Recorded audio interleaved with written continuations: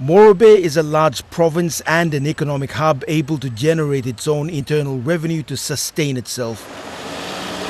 But it's starting to feel the pinch of the financial turbulence the country is going through.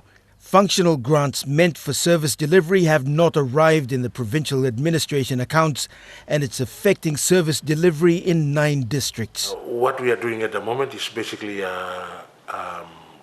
surviving and basically operating on a maintenance budget. That's basically what's happening. In January, cuts were already evident after the Tutumang passed a money plan that contained figures that were significantly lower than in previous years. Among other cuts, local level governments had their budgets cut from $500,000 each to $100,000.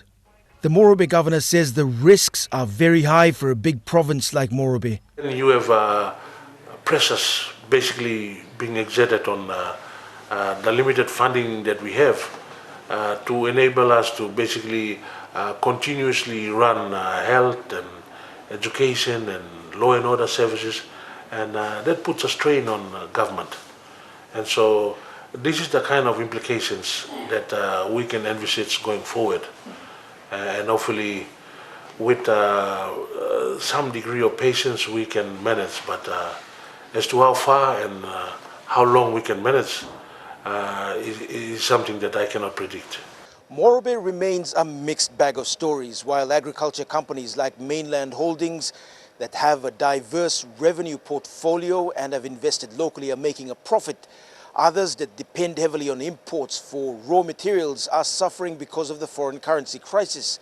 Now, if the economy takes a further plunge, workers will be laid off, and that will put additional burdens on the super funds as withdrawals increase and deposits diminish.